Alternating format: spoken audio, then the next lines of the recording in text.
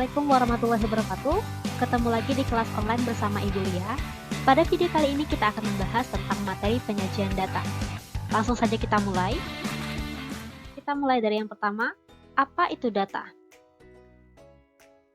Data adalah kumpulan informasi yang diperoleh dari suatu pengamatan. Data itu sendiri dapat berupa angka, lambang, ataupun keadaan objek yang sedang kita amati. Untuk metode pengumpulan data itu ada 3. Yang pertama yaitu wawancara, yaitu menanyakan langsung informasi kepada responden. Yang kedua angket, dengan cara memberikan pertanyaan-pertanyaan kepada responden. Dan yang ketiga adalah observasi atau pengamatan langsung terhadap objek yang sedang kita amati. Oke, untuk penyajian data. Kenapa sih data itu perlu disajikan?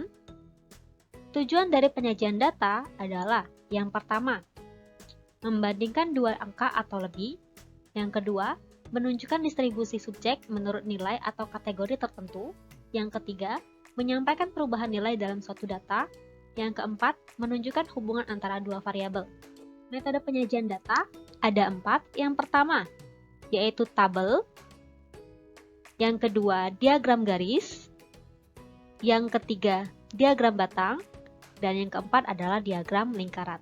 Nah, pada video kali ini kita hanya akan fokus pada metode penyajian data, tabel, diagram garis, dan diagram batang. Nah, kita mulai dari contoh yang pertama. Diketahui data nilai ulangan siswa kelas 7A adalah sebagai berikut. Sajikan data tersebut dalam bentuk tabel. Yang pertama kita buat dulu tabelnya. Jadi dia mempunyai 2 kolom. Kolom yang pertama yaitu nilai, kolom yang kedua yaitu frekuensi. Frekuensi itu apa, Bu? Frekuensi adalah banyak nilai tersebut. Kita mulai dari data yang paling kecil. Di antara 18 data ini, data yang paling kecil adalah data yang 60. Makanya untuk yang pertama kita lihat nilai 60. Nah, frekuensinya berapa? Mari kita perhatikan kembali, ada berapa nilai 60 di sini? Ada 1, 2, 3. Artinya frekuensi nilai 60 adalah 3. Nah, Ibu sarankan ketika kalian menghitungnya lebih baik dicoret yang sudah kita hitung, agar nanti ketahuan mana yang kita lewatkan, mana yang tidak.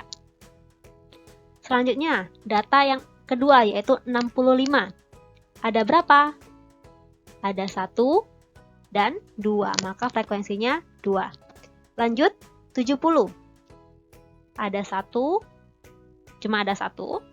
Lanjut ke 75, yaitu ada 1, 2, 3. Ada 3. Lanjut 80, ada 1, 2, 3. Ada 3 juga frekuensinya. Lanjut ke 85, 1, 2, 3. Ada 3 juga. Yang terakhir yaitu 90. 1, 2, 3. Nah, sudah semua kita coret kan? Artinya semua datanya sudah kita masukkan ke dalam tabel di sini. Nah, kalau kita coret kan kelihatan mana yang belum kita coret. Nilainya hanya berhenti sampai 90 karena data Ibu nilai yang paling besar adalah 90. Sesuai dengan soalnya, apabila dia lebih besar dari 90, kita tambahkan lagi 1 barisnya. Nah, inilah contoh penyajian data dalam bentuk tabel.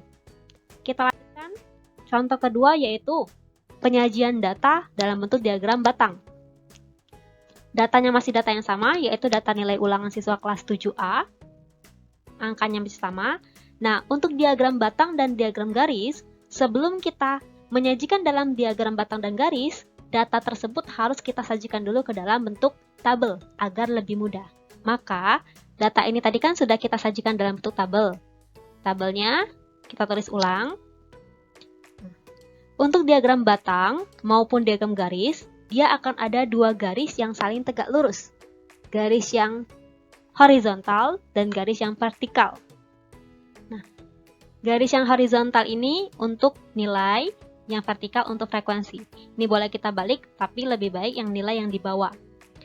Nah, sekarang ini ada garis kecil-kecil Ibu taruhkan.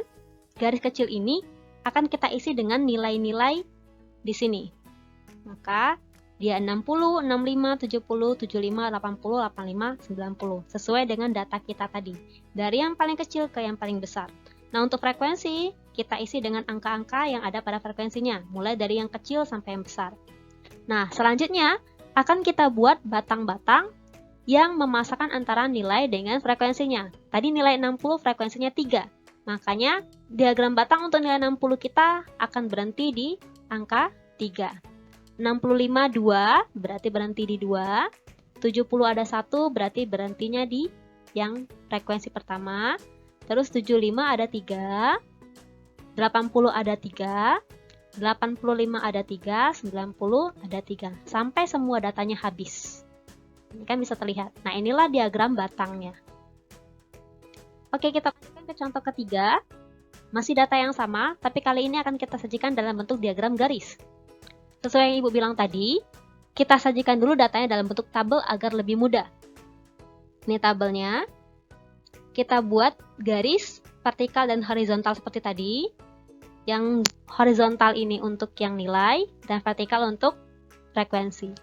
Nah, kalau tadi kita akan menggambar batang-batang pada diagram ini, di sini kita akan menggambar garis-garis putus-putus yang menghubungkan antara nilai dan frekuensi. Misalkan tadi 60 dengan 3, maka kita hubungkan garis putus-putus dari 60 ke frekuensi yang ketiga. Nah, pertemuannya kita kasih titik. Lanjut 65. 65 dengan 2, kasih titik lagi. 70 dengan 1, kasih titik. 75 dengan 3, 80 dengan 3, 85 dengan 3, 90 dengan 3. Nah, setelah semuanya sudah kita hubungkan sesuai dengan tabel, titik-titik ini kita hubungkan dengan garis. Nah inilah contoh diagram garisnya. Oke.